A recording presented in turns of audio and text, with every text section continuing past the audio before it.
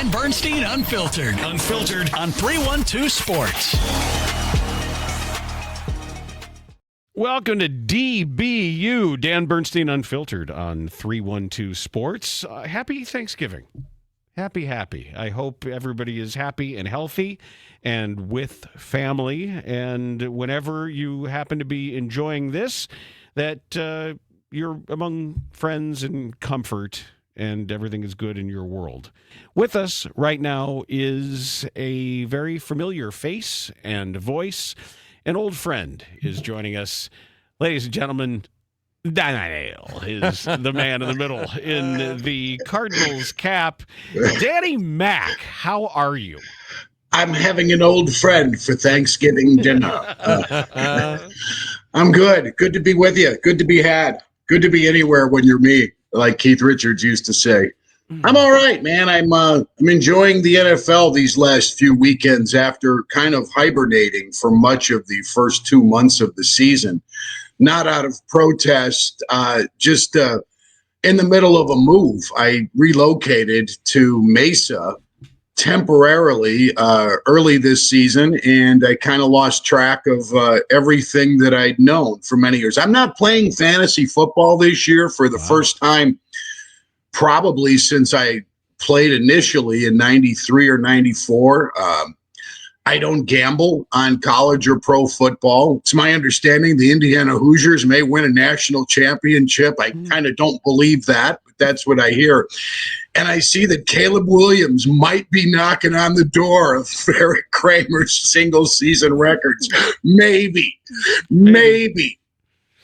Well, how does that make you feel with this Bears-gasm that's going on right now? And unlikely, and I think we can all agree it's an unlikely 8-3. People get their dander up if you talk about the good fortune of the quarterbacks that they've faced at this point. But I think reasonable observers know that for a team that is still kind of underwater in the point differential, that they're in a great position and they're putting away the teams that are on their schedule. They don't have to apologize for it, but it looks like they're a playoff team. Yeah, they probably are going to make the playoffs. They were the first NFC team to qualify as a 7 seed a few years ago when the NFL added that 7th playoff team. And right now they're atop the division, so maybe they won't be the 7 seed, but I still think Detroit and the Packers are a hell of a lot better than Chicago is. I still think the Bears are incredibly vulnerable defensively, and I know they had a lot of substitutes yesterday in the win over the Steelers. Sunday. But I'm not buying it. I will believe it when they win a playoff game. Always a cynic when it comes to Chicago Bears football in the months of December and January. So bring on Dallas. You know, Mac, it's so good to see you, pal. So thanks for taking time out of your schedule to visit with us on this special holiday treat for all of our listeners. You're looking great, pal. You sound great. I know you said that you kind of took some time off from watching sports. What's going on? What's going on in your life that you're filling up your hours with? If you're not playing fantasy, you're not watching college, you're not betting on things, you're not watching the NFL as much. I relocated to Mesa to be with my little brother, who really is my oldest son in many ways. My brother was diagnosed 7 or 8 years ago with cirrhosis, or as he called it, mild cirrhosis. Boy, there's an addict's response, isn't it? Dan, it's mild cirrhosis. Okay, she's mildly pregnant too. It's gotten worse. He has stage 4 liver cancer. It's inoperable.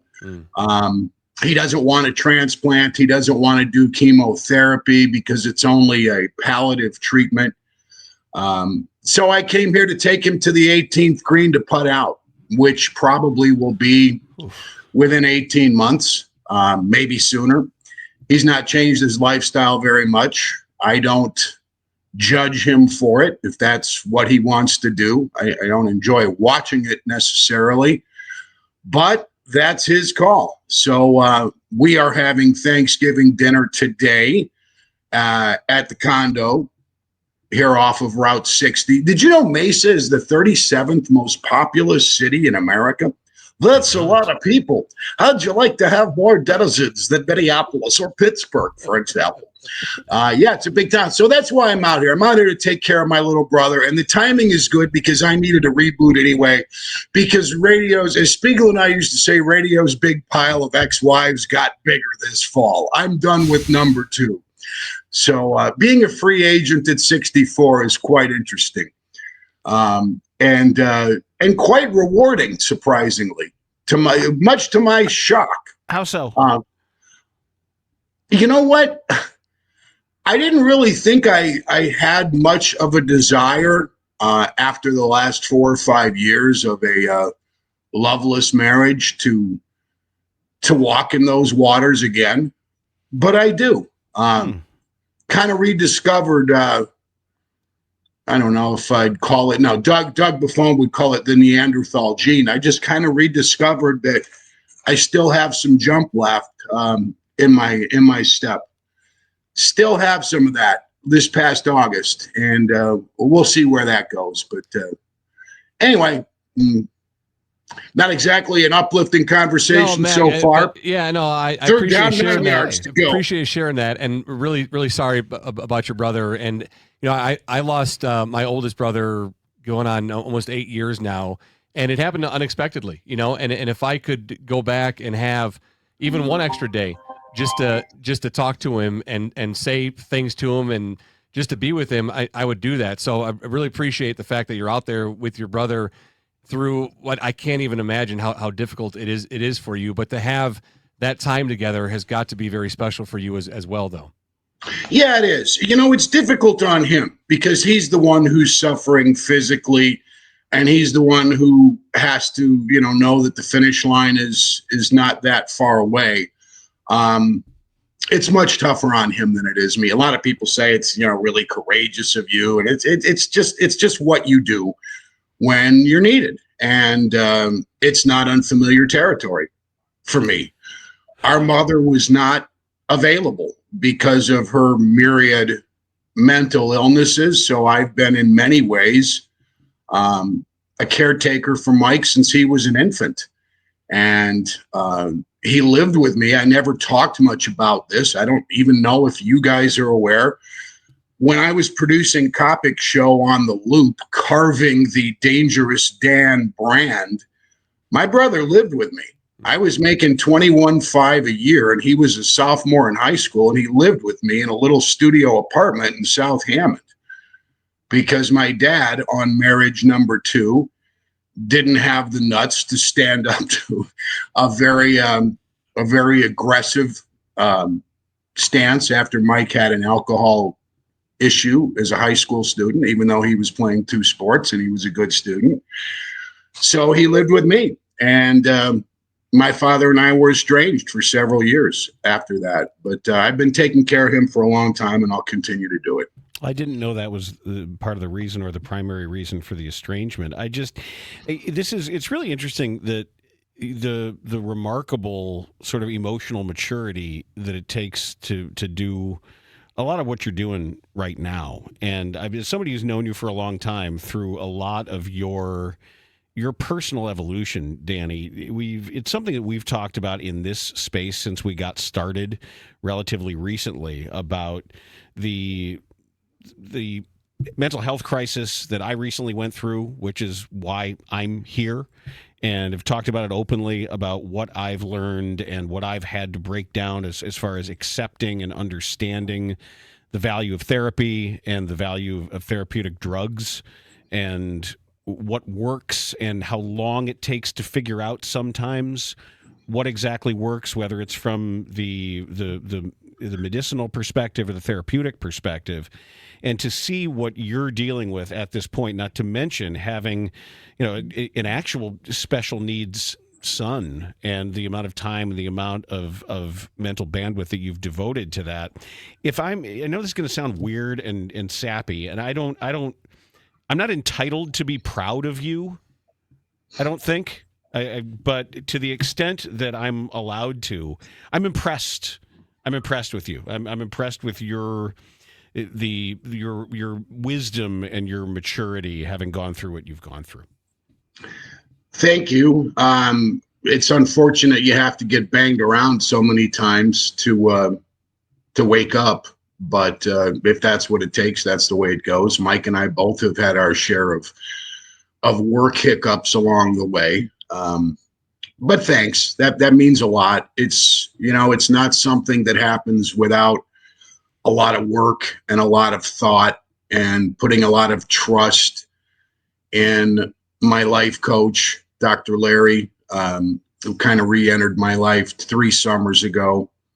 And yeah, it's a process, and it's not going to be easy when it gets worse with Mike. I know that.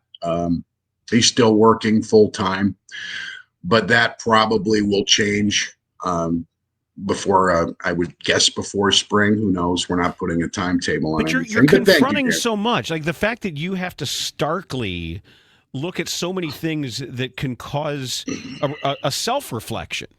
And for you to say, maybe not just there, but for the grace of God go I, but to look at, and I remember when you went on the air, when you were having problems with your own with substances, and you sat there on a hot mic in front of the city of Chicago and said, I am an addict. And I remember it vividly. I remember where I was when I was listening to it and hearing you do that. So it isn't just the fact that you're taking care of others and you're spending so much time taking care of others. It's how much of that you must be feeling internally, that you must be sharing just unimaginable pain. Yeah, well, there's nothing, and I hate to like, as we do with sports, when we put labels on things as the greatest this or the toughest time with that in our lives, I think we sometimes do that as well. This pales in comparison to Patrick's early days, when Patrick was self-mutilating. You want to be driven to your knees when your child doesn't have the neurological wiring to make speech, and he knows the words but can't get them from the brain to the lips, and he starts hitting his head on a ceramic tile floor in anger at the age of 3, while Big Brother just slumped in his chair and began to weep. That was right around the time our mutual friend Gene Seymour passed. Right. Those were within days of each other. And I don't think this can touch that fall of 96, which was probably the darkest period of my life. And this is this is finding a new use for myself. This is something I was told this past summer, is that I tend to have a pretty decent way of expressing myself when others are suffering. And you were given credit for this too, when you and I both attended the wake of Terry's daughter-in-law a few years ago. What Joe told his family members after the wake was, oddly, the 2 Dans had the most meaningful things to say about Terry's role in their life, and about what their challenges would be. And if that's some way for me to use words to move people, it's obviously a much smaller audience. It's a club show, but it gives me some satisfaction to make people feel better. You got to be of a use. And if that's where I go professionally, I've considered getting some training in grief counseling, get certified maybe. Yeah, I've considered it. Don't have the time on my plate just yet. I will soon. Still getting my footing here, but yeah, that's something I'm considering. Mike, you got to be of a use, man. You have to find a purpose. And for the last few years, I haven't really had that. So with tragedy, I now have purpose. You said a few minutes ago that taking care of Mike is just it's what you do. That's what you said, and I just want to kind of piggyback what Dan said. That's not what everyone would do, though, Max. So I'm really happy that you have this time with your brother, that you've made that choice to go and to help and to take care, to continue to take care of him, I should say, because that's not something everyone would do, even for family members. And so it's a special thing you have, and I'm really happy that you're there with Mike to be with him through what he's dealing with right now. And it's great to hear you talk from such a great depth of you, because I'm not sure people listening to you for so many decades knew and thought they knew you as a friend, but I got to know you a little on a personal level through our times together working on opposing radio stations. And one thing I wish, looking back at my 17-year radio career, is that I did get a chance to work with you. I wish we had. And I'll look back at that, my first go around in radio, and say, man, I wish, I'd been able to work with Mac. And we tried to do it, pal. And I would have loved to had a working relationship with you more than just our friendship that we developed and shared over working on opposing stations. Yeah. Abaticola and I, Dan, were auditioning for the Loop job before Mancow got it the last time through in the winter of 2015. Wow. While I also was working with Greg Salk at the Drive to get a morning position, we were auditioning with Wade Linder, the PD at Cumulus-owned WLUP at the time. And it was going to be exciting. Me and Maddie and Jill Hipcheck doing traffic. Oh my God. Yeah.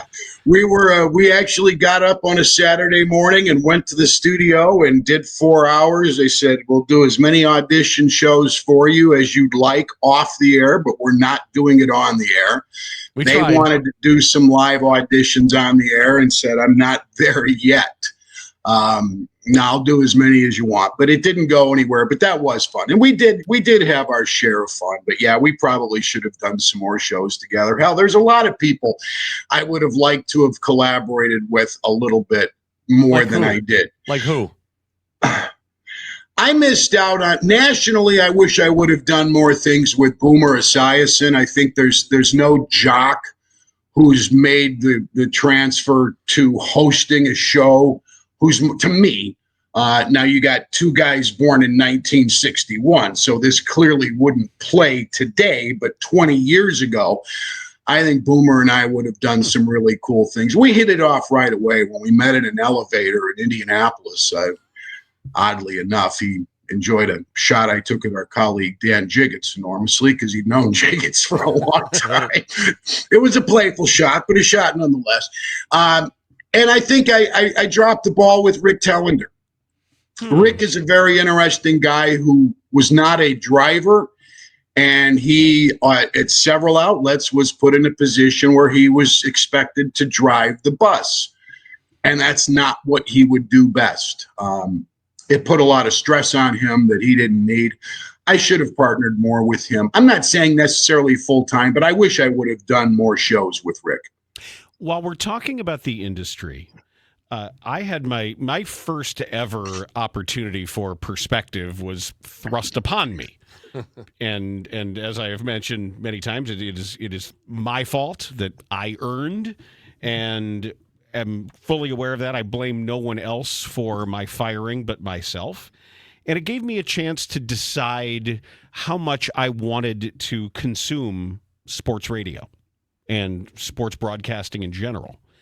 And the answer was not much. I loved getting away from it.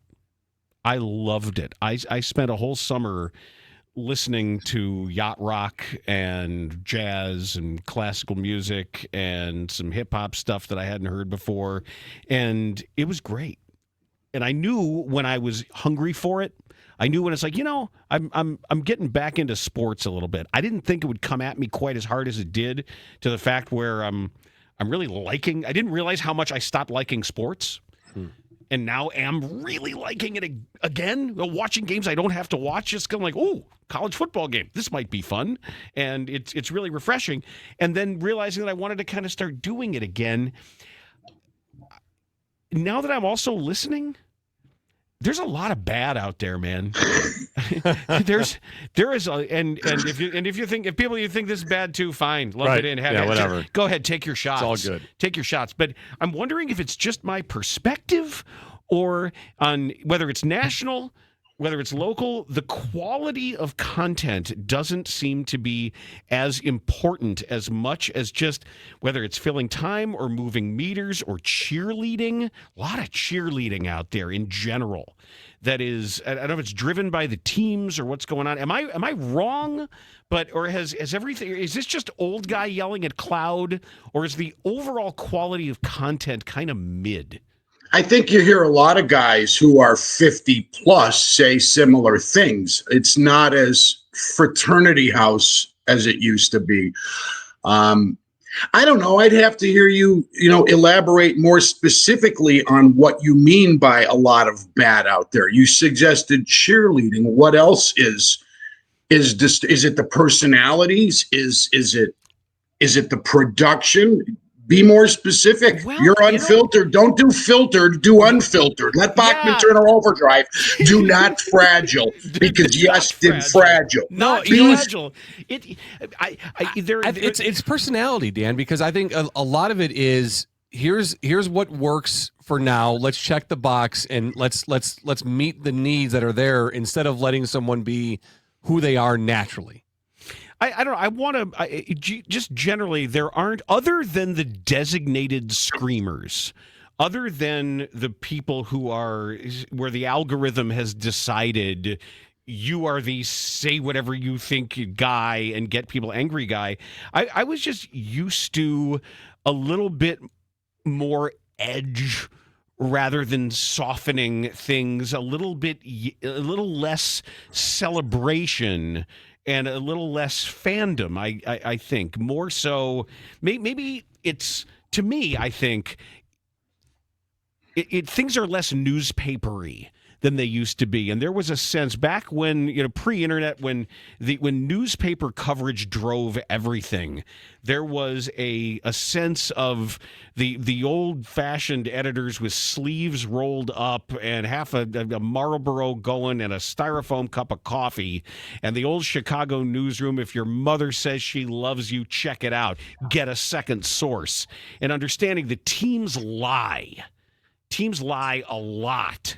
And it's that we should always be striving to find out what's real rather than just reading off press releases. And I don't know that there's been a general softening of that, or it's not what the algorithm wants anymore. And I could be wrong, but it's just something to be like, where everybody comes to it every day and saying, what don't they want us to know? What don't they want us to say? What don't they want us to tell you about?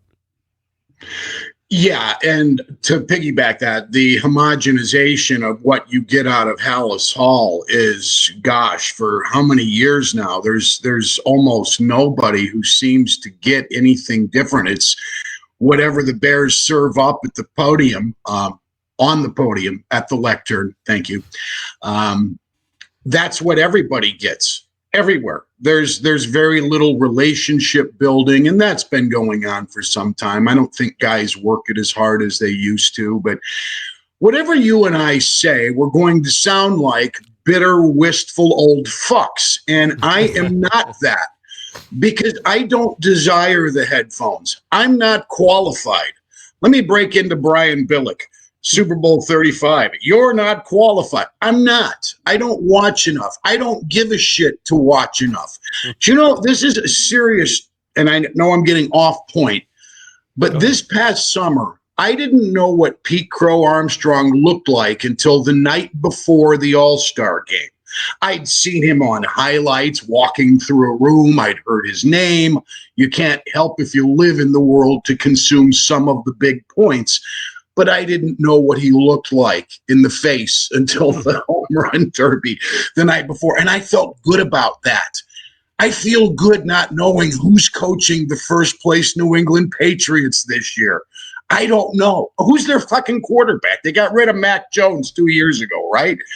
I love not knowing these things. And yet when I punch in like you, I hear enough bad to look at the person sitting in the truck next to me, whether it's a buddy or Patrick, who demands hearing sports talk. And that's what drives me nuts, because he picks up on more language he understands than in news talk or in music. And I say, I can do better than this clown or that clown or all these clowns. But I only would want to do it for a very short period of time. I mean, I've taken my last job that I'm going to quit in 6 weeks because I hate it. My most recent ex-wife was pissed at me 2 years ago. I didn't, or this past off season, when I didn't apply for the White Sox pre and post job. I said, Sherry, I had that job. I was 27. It was the Bulls flagship on AM 1000 at the time, but I've been there, done that. You couldn't catch me near the White Sox roster for long enough to do that job. Because I was trying to pitch for one of my guys to get it, and the content director at ESPN 1000 didn't return any of my correspondences, so I didn't do him any favors, probably by pitching for him. But I don't want those jobs. If it's not football or guy talk like we've done here, I'm not interested. No, I'm not interested. Sports, it was such a big part of your life for so long. I mean, for decades, talking about it and people like wanting to hear what you had to say. And you say now that you're happy.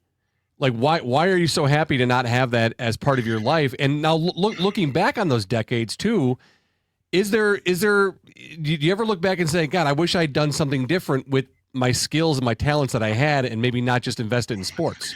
You spend all your days wishing you would have done it. Boy, more than a lot of guys, I would consume a lot of time doing I could have done this or should have done that. When I left the station in 2014, which prompted a fabulous Bernstein insult, I got back from my trip to Canada, and I had resigned. I had resigned right after the Hawks were knocked out in the Western Conference Finals by the Kings in 7. Spiegel and I did the show the next day at Seven Bridges for the Turning Point Autism Foundation, and I resigned. And I gave everybody on the staff a going away gift. I gave Spiegel something with Ditka on it. I gave everybody and Mitch was insistent that he was going to get me back. And he suggested that I think Matt's just leveraging it. He wants to just fish this summer. I didn't want to I was looking for something new to do. And I got back from Canada and someone said, hey, did you hear Bernstein shot at you the other day? And I said, well, what did he say? And he said, well, Marshawn Lynch is holding out with the Seahawks.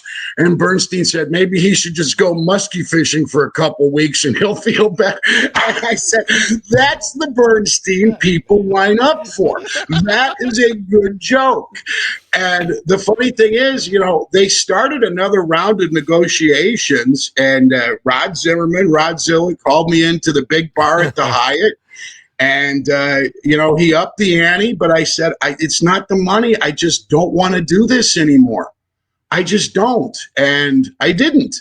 I waited until the drive thing happened. And then when that blew up because Hubbard fired Greg Salk, which was my in, I mean, I'd still be doing that show if Greg were still empowered at Hubbard Radio. Pete McMurray and I, Kathy Voltmore and I'd be doing afternoons. I wanted to partner with Kathy so bad in Afternoon Drive. I loved her so much. Was she fun to work with? We wanted to do some. I don't want to get off on a tangent. It doesn't matter what we want. It's long removed, but that would have been fun. I came back in 2018 because I needed the scratch. I deluded myself when Jimmy DeCastro was empowered to thinking I can do this again. Parkins makes it fun for me. I love that little doobie smoking, gambling fool. He's fun to work with.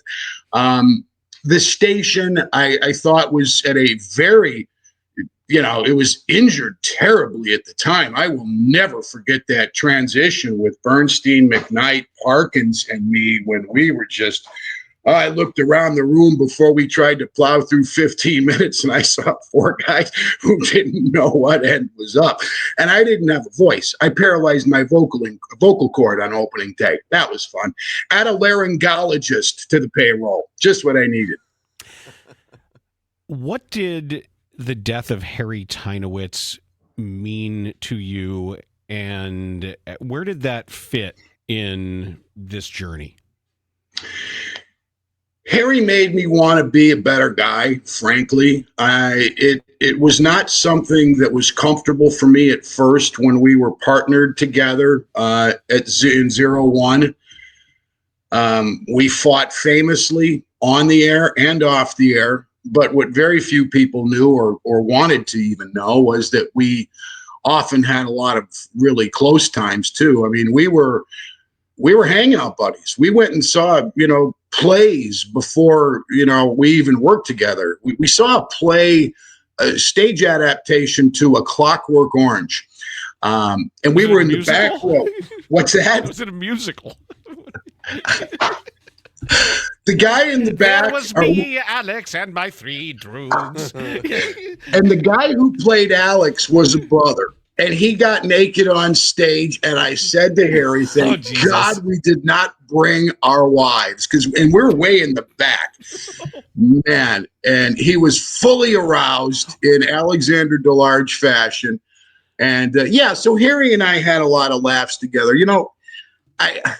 It's funny that I would hear people when they commented on that Mac Yurko and Harry show, 80% of them would say, I can't stand that fucking Harry. All he does is cheer, kiss ass, always bubbly, his voice annoying.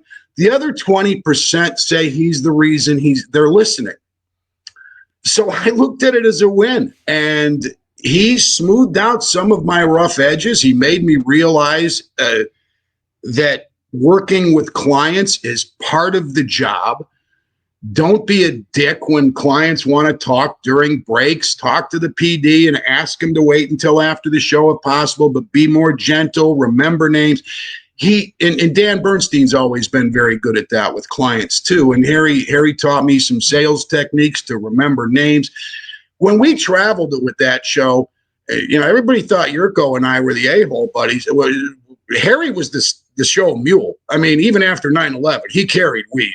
So when we checked into our hotel rooms, whether it's Boston, it doesn't matter. Hey, Harry, meet you in your room in 10 minutes after we make it 15.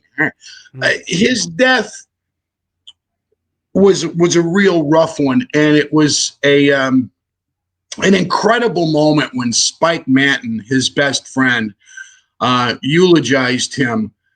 And Spike he's one of those guys who gets upset with himself, I'm told, if he gets emotional during a speech. So he paused, and he took a long, long pause. And I've never heard silence in a room of about 200 people as I did that day. And I was sitting between Greg Salk and Mitch Rosen, and I held both of their hands during that silence, all of us with our eyes closed. And you could feel the unity of the room. It was something. It was quite a day, and it was great to reconnect with a lot of people who I enjoyed working with, most of them.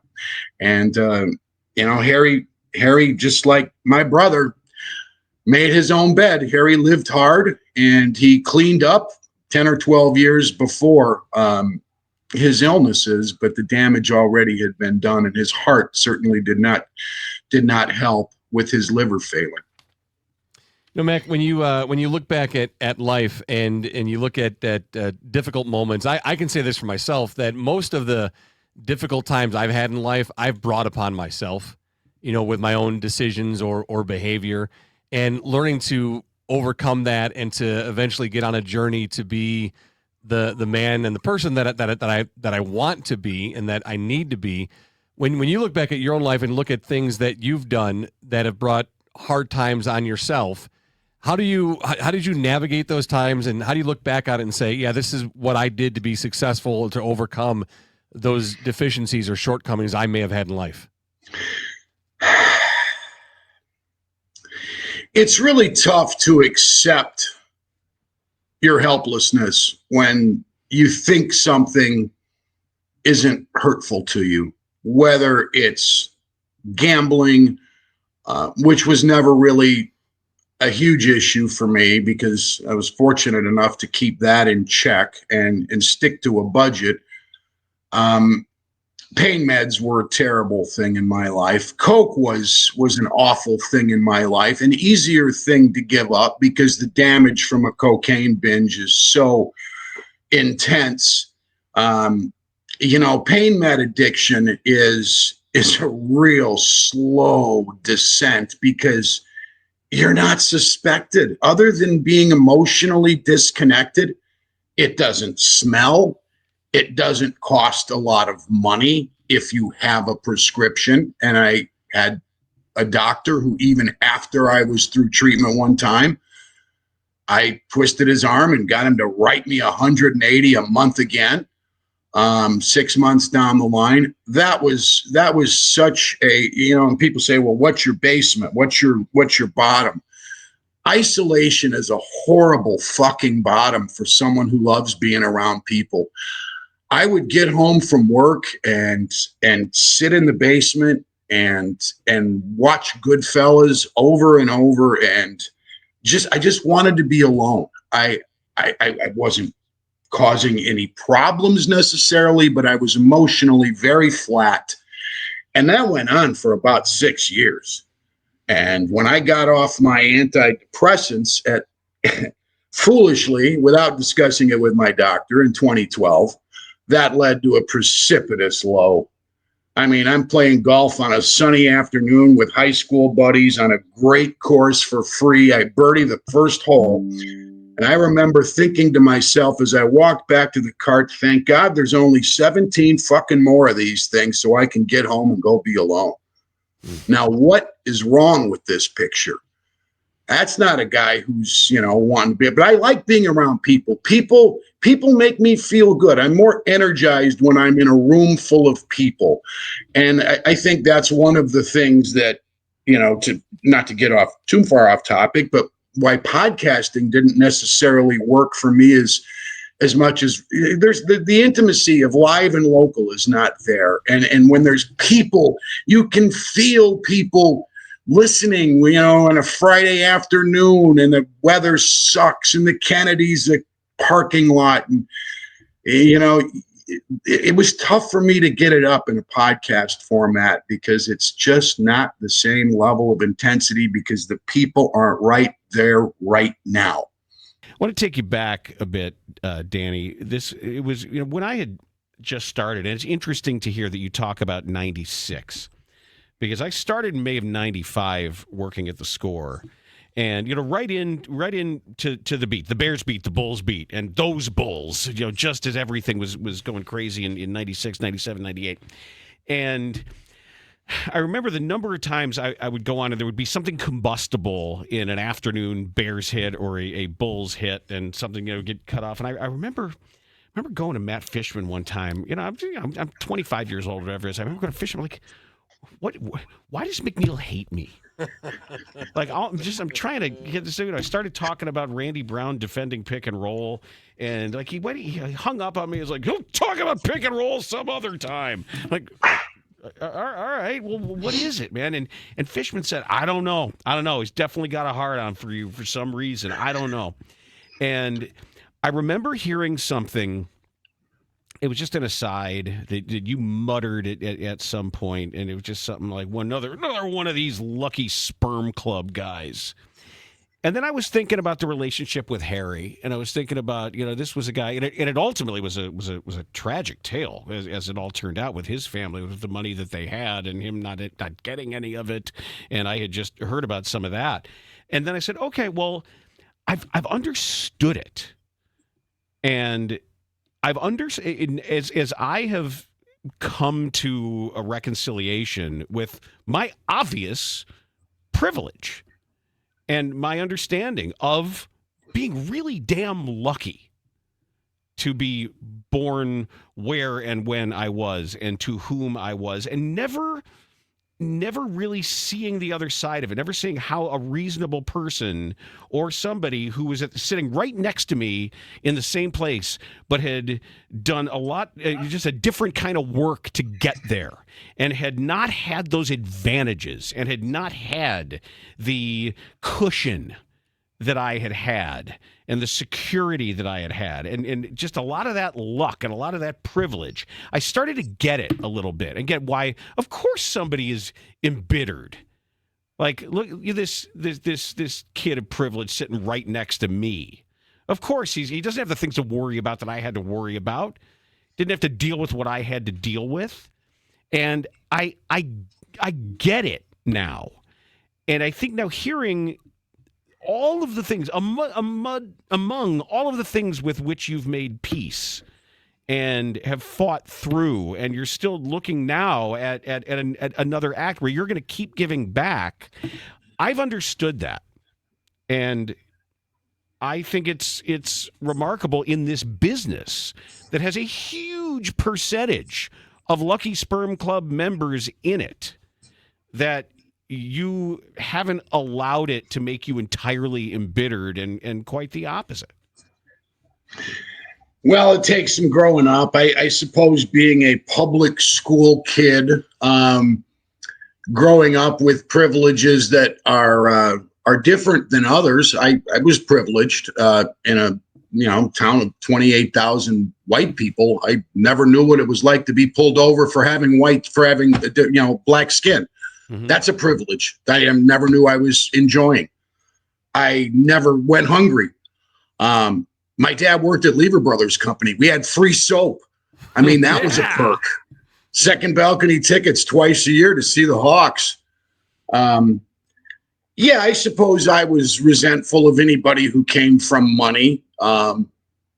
Sure, I'm not going to deny that. I'm resentful of people who tested well and got into good schools, because testing well doesn't mean shit. And Ron Gleason proved it. He went to Northwestern. Just... I thought you were going to take a Jiggs Harvard shot there, but it's another side of growth. Like to spread the ball around. I think I mentioned Jiggs an hour ago.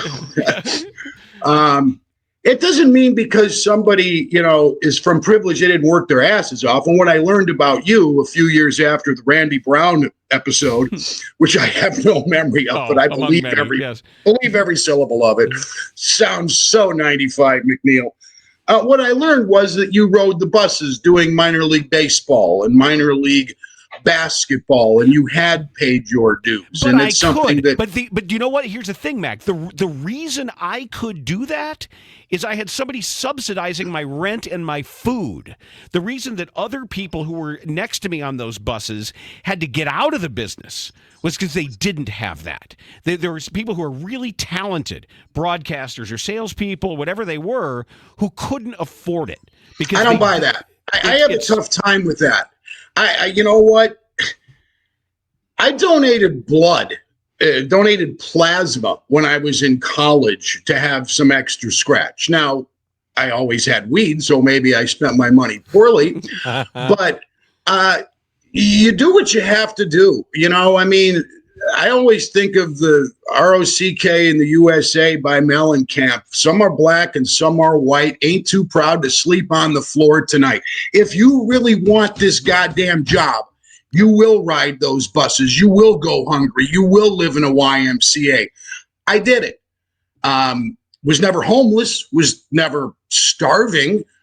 Did without a few times, but if you really want those things, they are attainable. It's how bad you want them. And then we get into how bad people get abused in their business choices when they want to be stars, and the Me Too movement and Harvey Weinstein, a lot of other things we could talk about.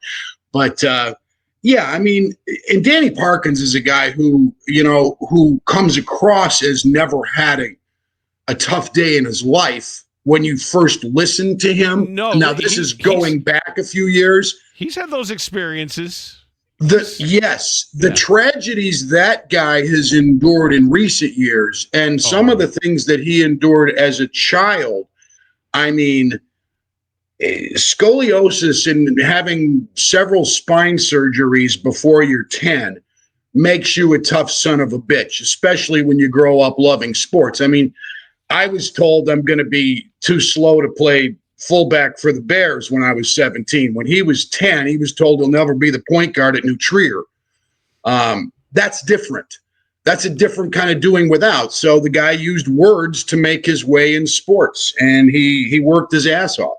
So, I was young and dumb, and the rest of the cliche in 1995. So, I'm not asking for any apology. Believe me, don't get me wrong. Yeah, good. Yeah. Okay. I mean, we can now Dan and I can both say that McNeil hung up on us. I don't know if I'm sure you don't remember, but 2009, 2010, the Blackhawks win the Stanley Cup.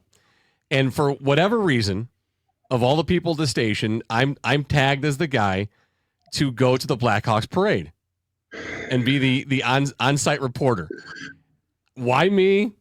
I'm happy to get out of the studio and do it. So, yep, I'll go, Mitch. Happy to do it. So I'm in the Blackhawks celebration parade. They got the double-decker red buses. They got the whole thing. We meet at the United Center. That's where it starts. And it's like, all right, Mac and Spiegel want you to call in and do a hit from the starting point. I'm like, yeah, absolutely.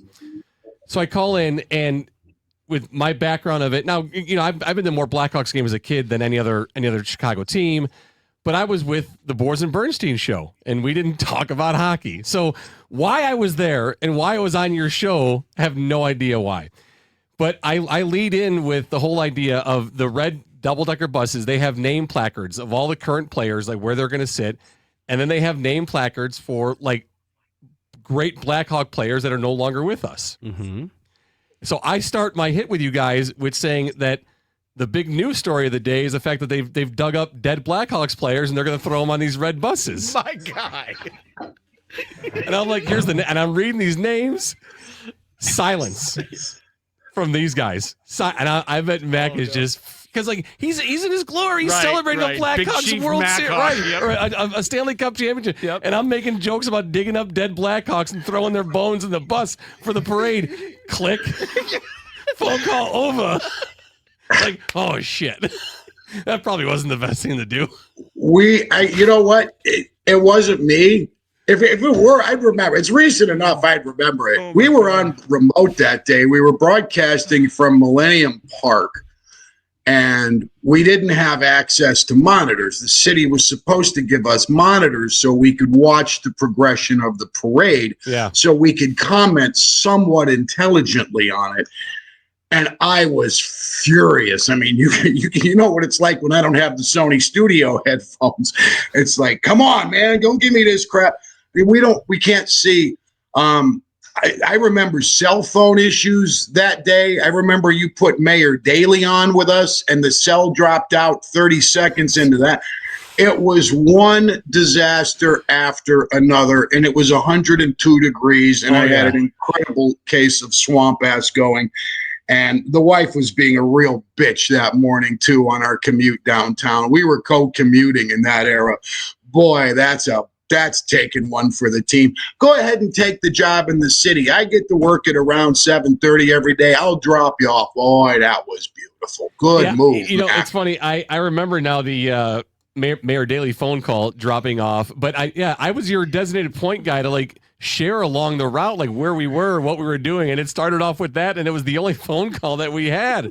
Oh my God. But I remember reporting back to Boers and Bernstein, which is like such pride. And, gave it to the old hockey guy about digging up dead bodies and putting them on the bus for the parade. So yeah, it would make sense that would be my reaction to disconnect. It was great. It was great. But it obviously had no bearing on our friendship that grew out of the 2007 Super Bowl. That's where it started. Look, if you guys guys can't fight with each other and mess with each other, then they really shouldn't do talk radio. You can see Dan as an example. Hello. Yes, you guys can not like each other on a day on the air and literally get mad at each other. And the next day you brush it off. It's not always the easiest thing in the world to do, but you recognize that conflict makes it good. And when sports talk is at its best, to me, it's soap opera for guys. And without that conflict, without getting under each other's skin, not in a contrived manner, but when it's organic and it's real, that's what makes it good. And you don't take your ball and go home. There are some guys who don't want anything to do with being challenged on the air. Transitions discontinued from time to time over the years. his guys didn't want to talk to the guys in the next show, or the guys coming in on the next show didn't want to talk to the guy in the previous show. And it's really ridiculous. Like, you can't do that for 10 minutes. Get the fuck out, man. Go do something else. And, Danny and I Bernstein and I had a relationship fighting on the air, and we would go after each other and get after it pretty legitimately. And it wasn't even the next day. Like, we would walk into the hallway at the next commercial break and be like, "Yeah, that was a great segment. Do you want? I'm going downstairs for coffee. You want anything?" I was like, "Yeah, no, I'm good." Like, it was just it wasn't contrived and it wasn't made up, but it was also part of what we did. But it wasn't personal. Even though I hated you. It was like coming off the field in a game. It's like you watch these NFL games where guys are they're trying to kill each scratching other. at each other's eye sockets, and then the moment it's over, oh, how's the family? Am I going to see you when we're going to play golf or go fishing, whatever it is? That's just the job they have. Yeah, for sure.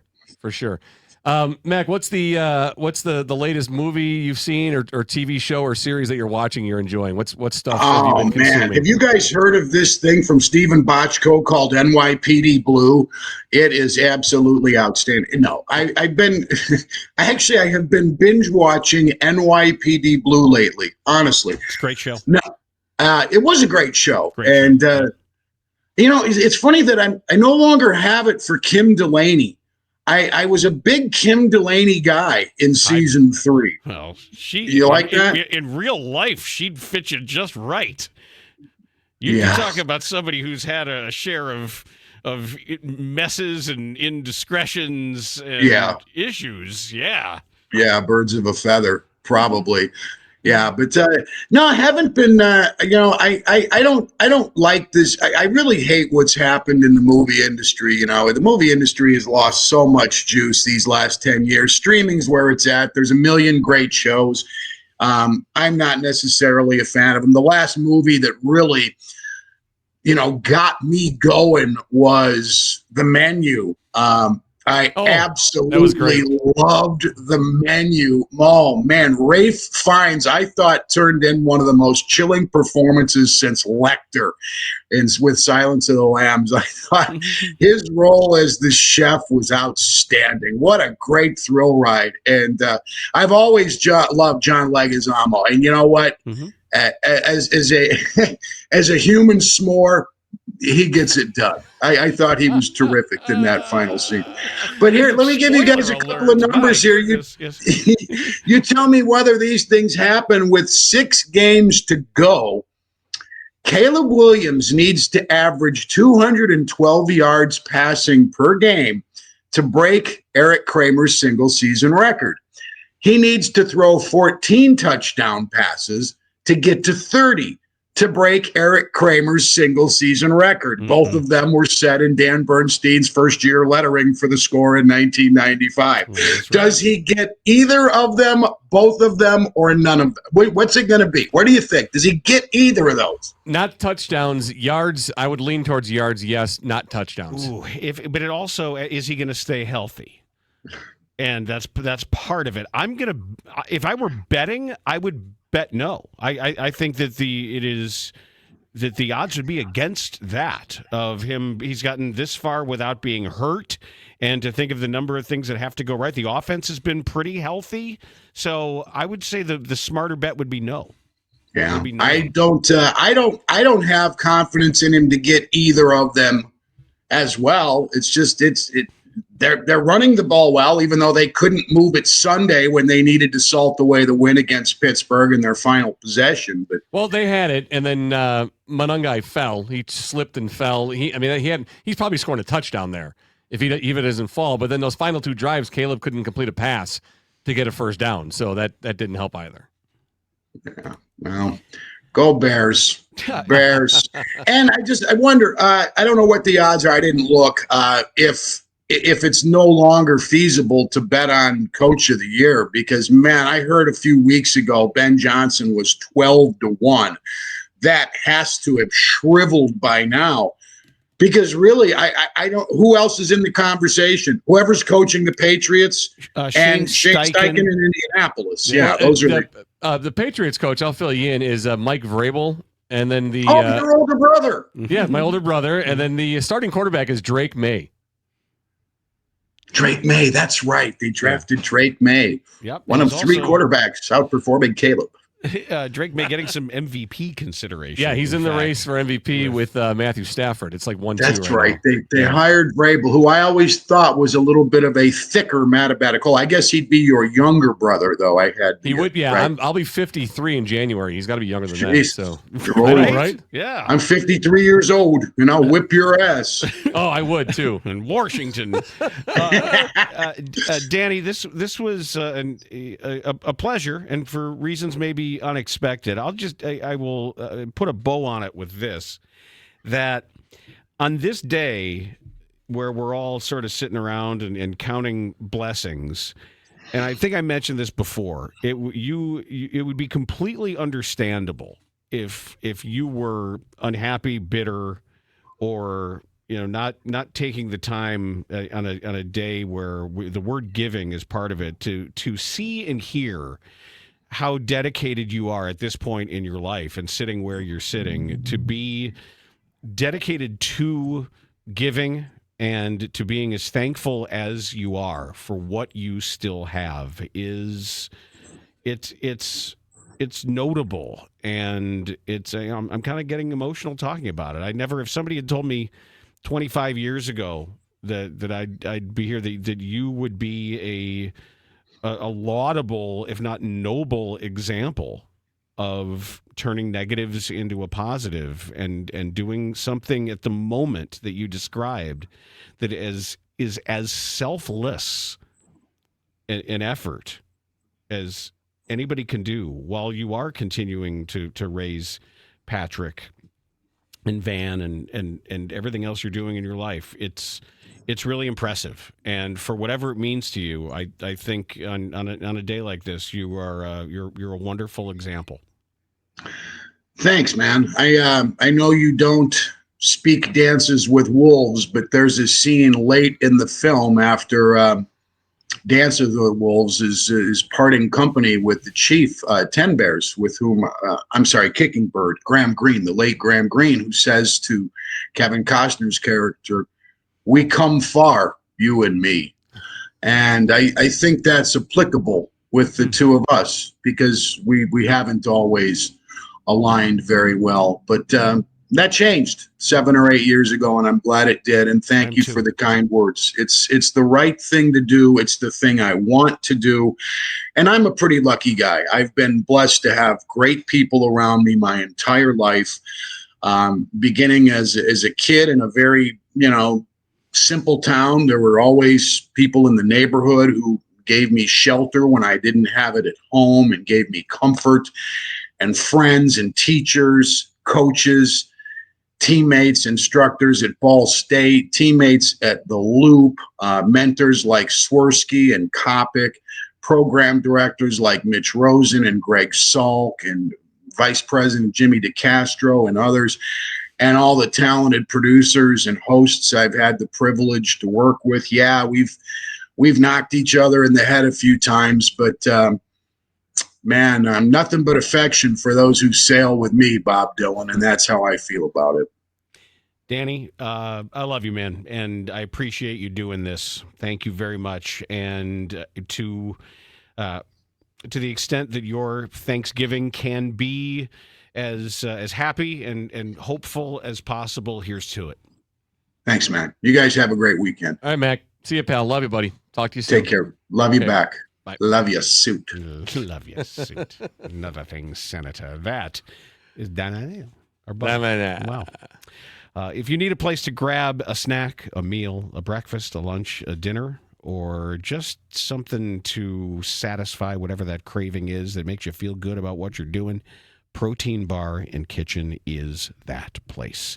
Craveable, satisfying flavors and a nutritious menu filled with supercharged ingredients and healthy swaps. 15 grams or more of protein in every entree and protein shake that they have. And they are all over Chicagoland. There are 15 locations, most of which are in the Chicagoland area, including Northbrook and Oak Brook. So if you have a taste for Mexican food, you can grab the Mexicali Bowl. You like that kind of thing but a little healthier? How about roasted chicken and corn and black beans and cheddar, braised kale, salsa, spicy tomatillo lime sauce, organic quinoa, chipotle Greek yogurt with Protein Barn Kitchen's homemade guac and cilantro.